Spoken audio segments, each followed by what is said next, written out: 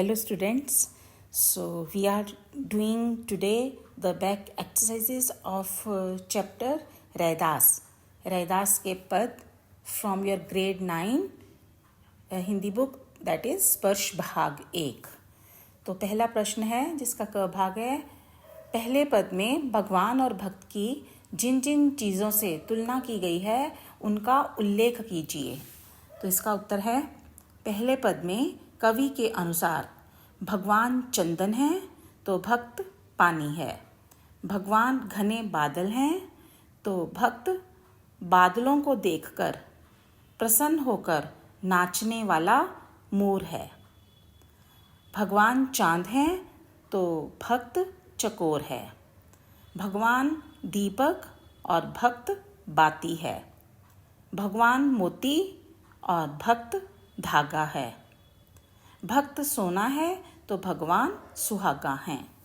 दूसरा है ख, पहले पद की प्रत्येक पंक्ति के अंत में तुकांत शब्दों के प्रयोग से, तुकांत मतलब राइमिंग वर्ड्स जिनका तुक पीछे से मिलता है, मतलब rhyming words you can say, शब्दों के प्रयोग से नाद सौंदर्य आ गया है। नाद सौंदर्य मतलब सुनने में जो अच्छा लगे, साउंड उनका अच्छा लगे, जैसे पानी समानी आदि।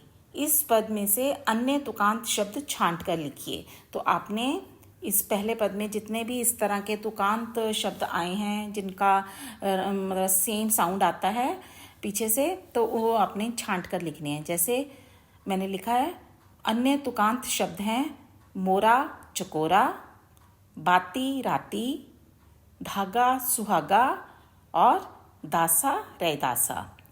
ग, पहले पद में कुछ शब्द अर्थ की दृष्टि से परस्पर संबद्ध हैं, ऐसे शब्दों को छांट कर लिखिए। मतलब दोनों जो है शब्द, उनके जो अर्थ हैं एक दूसरे के ऊपर डिपेंड करते हैं, जैसे उनका आपस में एक रिलेशन है, एक कनेक्शन है उन दोनों शब्दों का अर्थ में।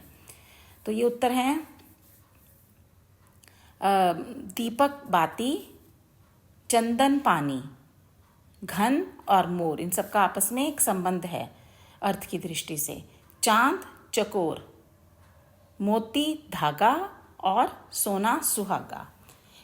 उसके बाद घ है, दूसरे पद में कवि ने गरीब निवाजू किसे कहा है स्पष्ट कीजिए। उत्तर, दूसरे पद में कवि ने गरीब निवाजू अपने गोसाई अर्थात अपने स्वामी को कहा है, जिसका अर्थ है दीन दुखियों पर दया करने वाले। कवि के अनुसार उनके प्रभु दीन दुखियों पर दया करने वाले हैं और अपने मस्तक पर सबका स्वामी होने का मुकुट धारण करते हैं।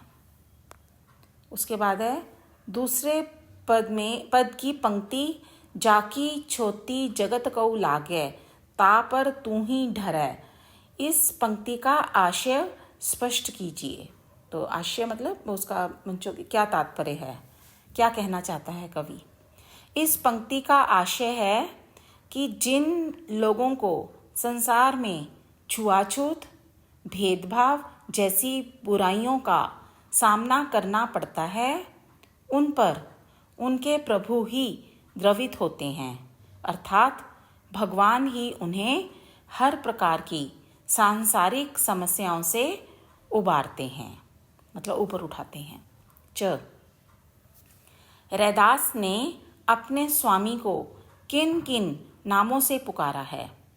उत्तर, रैदास ने अपने स्वामी को लाल, गरीब निवाजू, गोसाई, गोविंद, हरि आदि नामों से पुकारा है। ये जो आपका रैदास जी का दूसरा पद है उसमें से ये नाम लिए गए हैं। उसके बाद है छ, निम्नलिखित शब्दों के प्रचलित रूप लिखिए। तो कवि ने अपनी भाषा, जो भी उसकी भाषा है उसमें इन शब्दों का प्रयोग किया है। तो आपने जो हमारा हिंदी का मानक रूप है, जो प्रचलित रूप है, उसमें इनको कन्वर्ट करना है। जैसे मोरा, मोरा किसको कहते हैं, मोर को।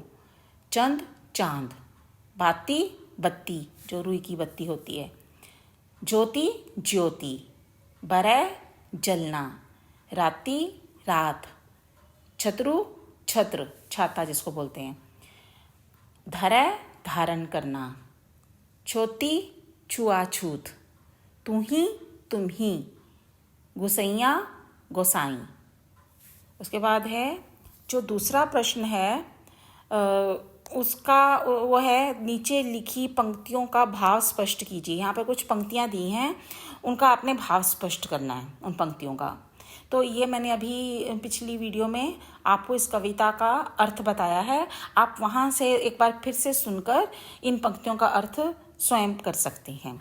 अब हम करेंगे तीसरा प्रश्न। तीसरा प्रश्न है रैदास के इन पदों का केंद्रीय भाव अपने शब्दों में लिखिए। केंद्रीय भाव मतलब सेंट्रल आइडिया। उत्तर, पहले पद तो दोनों का लिखना है, तो हम पहले का लिखेंगे फिर दूसरे का। पहले पद प्रभु जी तुम चंदन हम पानी में रैदास जी अपने भगवान का स्मरण करते हुए जब अपनी तुलना उनसे करते हैं तो हर स्थिति में मतलब हर कंडीशन में, हर हाल में व हर काल में वे अपने स्वामी को स्वयं से श्रेष्ठ ही पाते हैं, तभी तो उन्हें उनके जैसा बनने की प्रेरणा मिलती है। उसके बाद दूसरे पद में कवि ने अपने आराध्य मतलब भगवान जिनकी वे पूजा करते हैं, आराधना करते हैं, की उदारता, अपार कृपा तथा उनके समदर्शी मतलब सबको समान देखने वाले समदर्शी स्वभाव का वर्णन किया है। रैदास जी कहते हैं कि संसार में लोग जिन्हें निम्न कुल का मानते हैं, भगवान ने ऐसे भक्तों को भी सहज भाव से अपनाया है और उन्हें संसार में सम्माननीय स्थान दिलाया है। So that's it for the day. Next time we will do the next lesson. So goodbye for now.